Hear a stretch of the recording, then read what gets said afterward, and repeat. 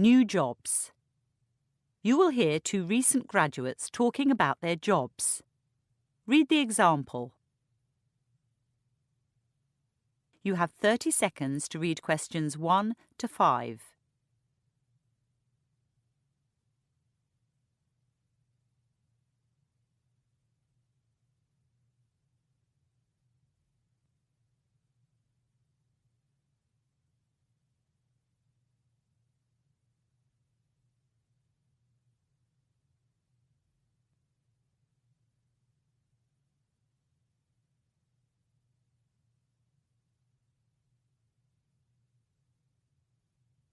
Hello, Annie. Haven't seen you for ages. Hi, James, you're right. I've been working really long hours. How's your job going? Pretty well, and yours? I'll have to admit, it's not what I expected, but at least I've got a job. Plenty of people who graduated with me are still looking. You're working in the city archives, aren't you? Yes, near Central Library. It's a terrific location. Lucky you. The one thing I don't like about my job is all the travelling. I'd no idea how big the region was until I had to catch so many buses, trains and taxis. Why don't you drive? I haven't saved up enough for a car. Too bad. I'm sure you've told me before, but what exactly is your job? I'm a biodiversity advisor for the council. What does that involve? A lot of surveying. There are 4 divisions in our team: ecological assessment, native species management, ecosystem restoration, and I've forgotten the last one. Anyway, I'm in ecological assessment. What kind of land do you survey? All kinds. And who do you advise? Anyone who manages or owns property, public or private. When a person wants to make changes, we run through his or her legal obligations and suggest the best use of the land while protecting or restoring ecosystems. Ecology was your major at university, wasn't it? Yes, but the real world is rather more complex than the one we described in our assignments. Before you listen to the rest of the conversation, you have 30 seconds to read questions 6 to 10.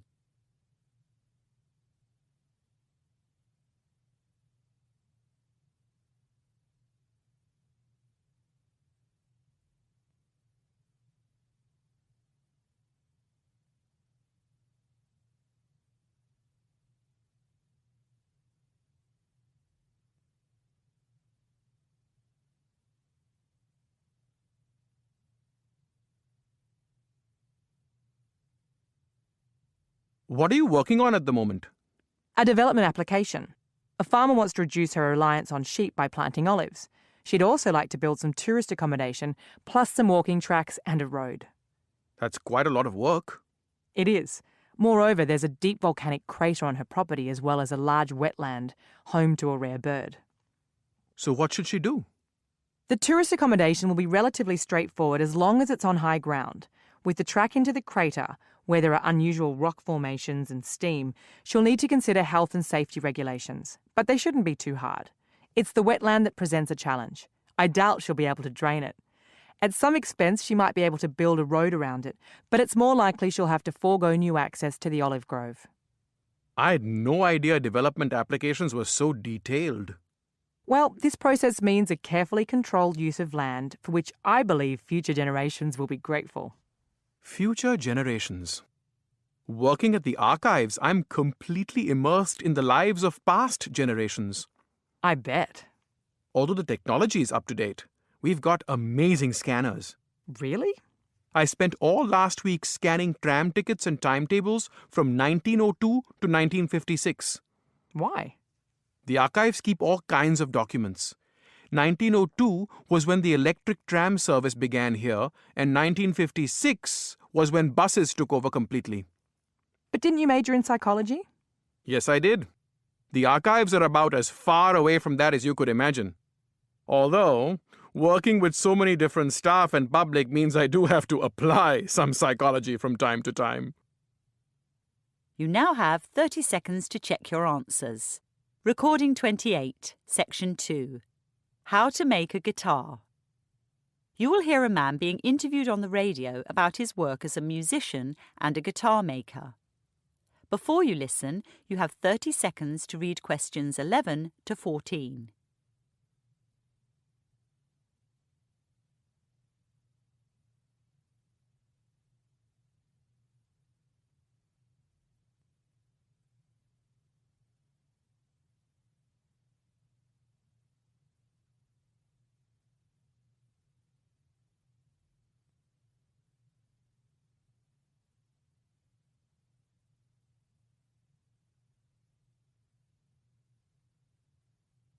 Great to have you here today, Hamish. I've been a fan of yours for ages.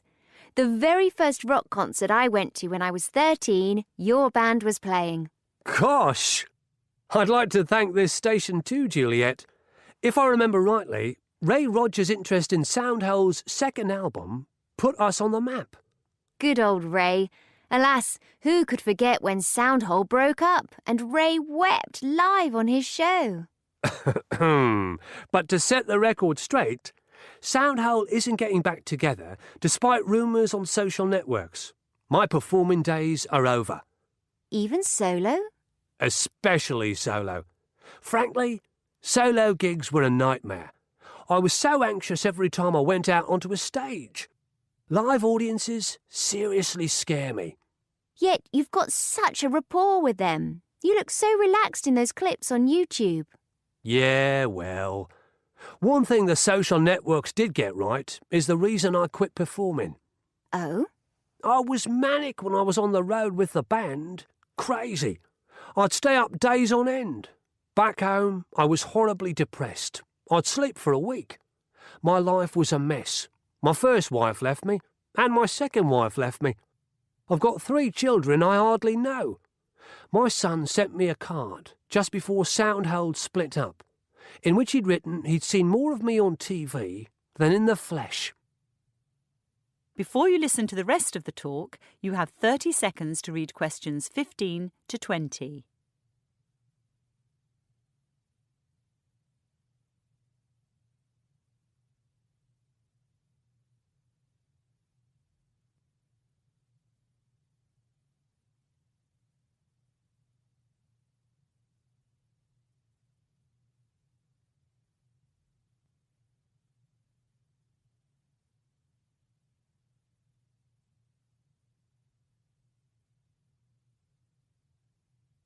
So how long have you been making acoustic guitars, Hamish? Full-time for about 3 years. My sister and I work together. She sources the materials and does the books. I build the instruments. I checked on the internet last night, and it's a long process to make a guitar. You bet. There's at least 15 steps. I won't go into them all now, but sourcing the wood, the first step, is crucial. Cheap guitars use softer wood, which equates with poorer sound quality. But harder wood is scarce these days. For instance, the back of a great guitar, historically, was made from Brazilian rosewood, but the supply is minuscule now. I use East Indian rosewood, which will also disappear soon. Likewise, spruce was once preferred for the top of a guitar, but I use cedar, which is more plentiful. I thought guitars were mainly mahogany. Cheap guitars, yes, but only the necks of good ones. The neck must resist distortion when pulled by the strings, and it mustn't swell or contract with changes in temperature and humidity. Mahogany's perfect for the neck. I like that wavy pattern you get on the tops and backs of guitars. How's that done? That pattern is called book matching. A thickish block of wood about half the size of the body is sliced horizontally. The 2 pieces are laid together with the grain continuous before they're glued. Right. The next 2 steps are to saw the top of the guitar into that sensual shape and cut out the sound hole. What's inside the guitar to control its vibration and improve its tone? Braces. Narrow little bits of wood, glued in an X pattern. The process is known as strutting. The back also has strutting to reflect sound waves. Interesting. How's the neck made? It's carved from a single piece of mahogany, and a metal rod is driven up into it for reinforcement. How'd you get those lovely curved sides? Strips are cut, sanded, and soaked in water. They're moulded until they're set in that shape. When everything's been glued together, the back, the sides, the top, and the neck, the guitar is put into clamps for several days. There are some other reinforcements too, like end blocks and bindings. I guess precision is the key to much of this work. Absolutely. In fact, guitar making has improved my mental health because everything's nice and slow and precise.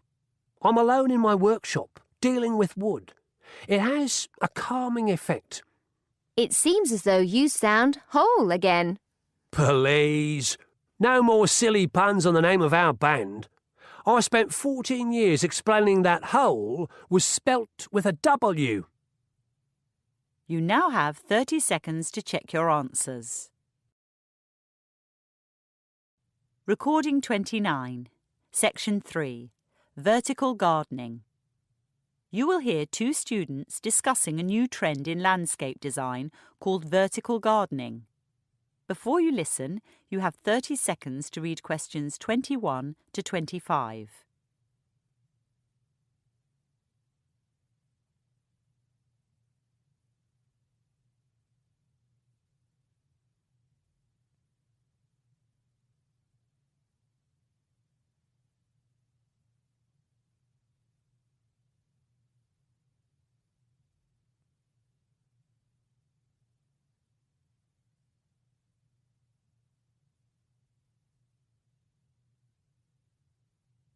Hi, Marina. How are you?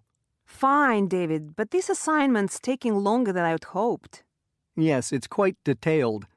Designing two small vertical gardens doesn't seem too hard, but there is so much stuff online about large-scale projects that reads like propaganda. I know what you mean. Vertical gardening is flavor of the month, when all it amounts to is growing plants on surfaces not used in the past. Tricky surfaces at that. Yes, walls do present challenges. Vertical gardening is popular in warm climates, and where there's cash to spare. I can't see people in my country adopting it, or indeed anyone who doesn't own their own home. All that construction effort, then watering your plants 5 times a day.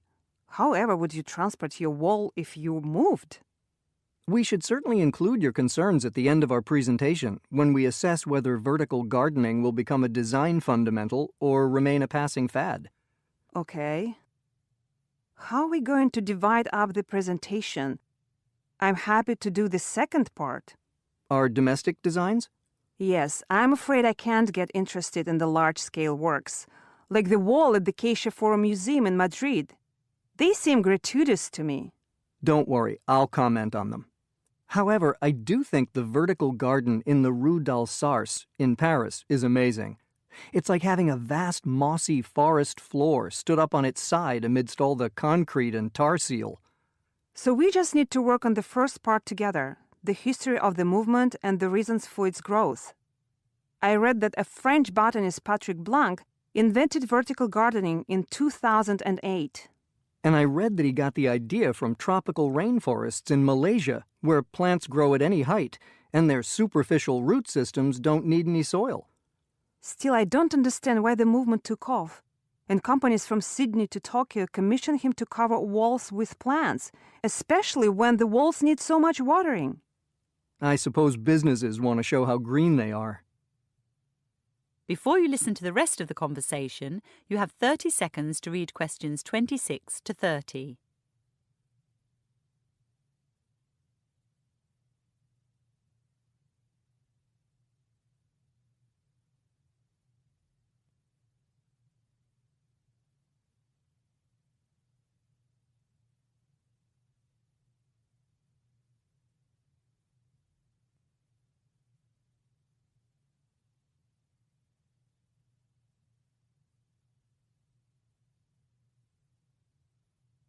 So how do you build a vertical garden? The principle is quite simple. Firstly, you need a wall, either the wall of a building or a boundary wall. This is called a supporting wall. Vertical wooden buttons and a PVC panel are secured to it. Currently, Japan is the only country where PVC is recyclable, meaning elsewhere vertical gardens are not environmentally friendly inside. What happens after the PVC panel is in place? Irrigation piping and 2 layers of matting are attached. The matting is made from felt or woven plastic that lasts a long time outdoors, but it can't be recycled either. Speaking about recycling, unless it comes off a nearby roof, the great amount of water needed to keep the wall growing seems like the biggest drawback to me, especially when watering 5 times a day, as you mentioned. In a tropical rainforest, there is plenty of water, but not so in downtown Paris.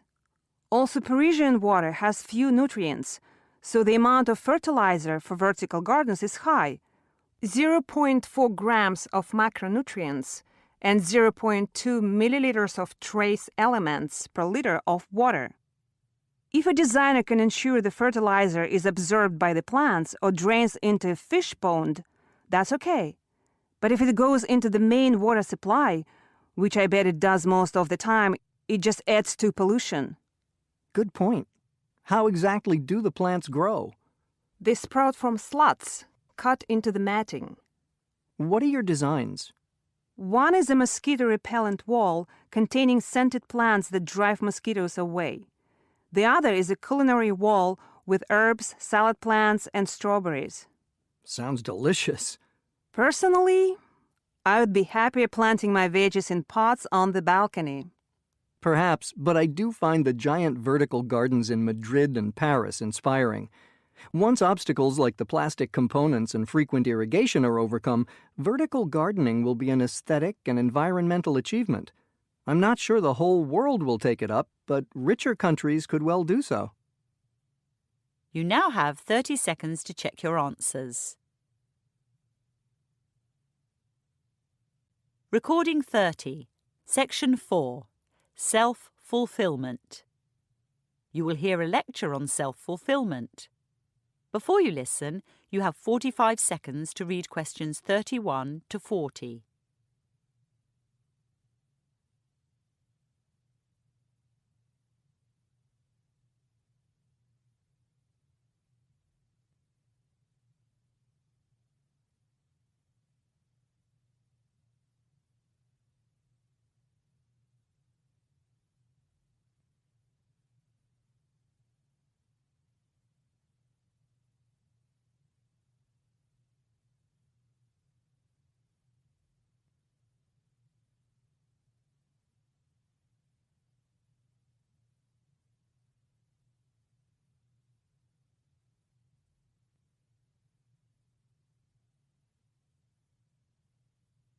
As you may know, I've been working as a psychologist since the 1990s.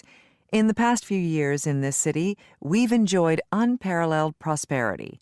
All the same, people come to me with concerns about the future, or should I say, their future.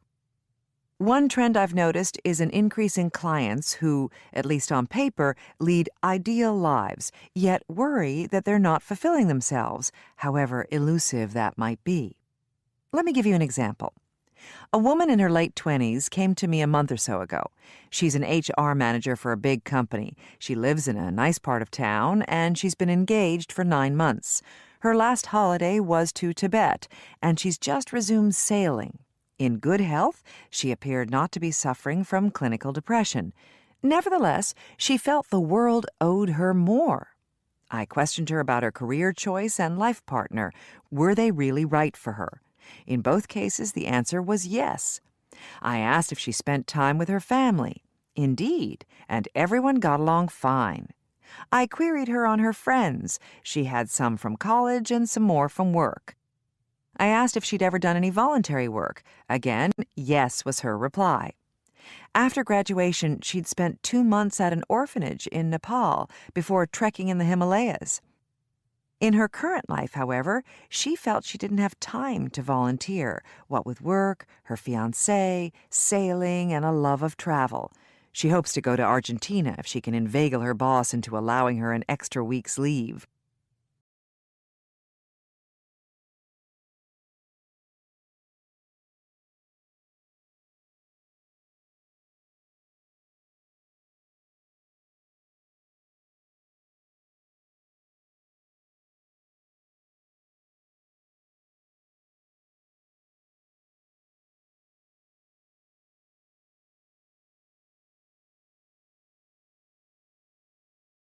I asked my client what she thought self-fulfillment might be, but she couldn't put a finger on it.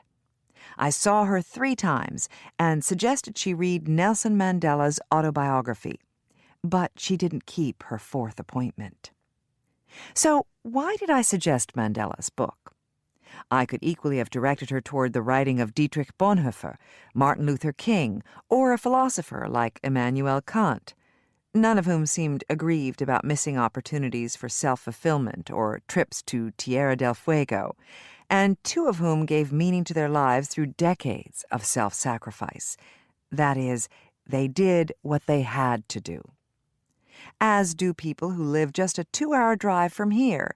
I mean those in rural areas or towns that are virtually ghost towns, not to mention the billions in the developing world. If they do get through school, they don't leave declaring, "Now I must do what I love doing. Now I must be fulfilled." Even my mother did what she had to do. Originally from Puerto Rico, she brought up her children on her own while working 3 jobs. She considered it more important to put us through college than to go herself, even though she was clever enough. Likewise, she nursed her sister with cancer and cooked meals for elderly neighbors. I'm not saying I was raised by a saint, but in mature people, the notion of self-fulfillment seldom arises.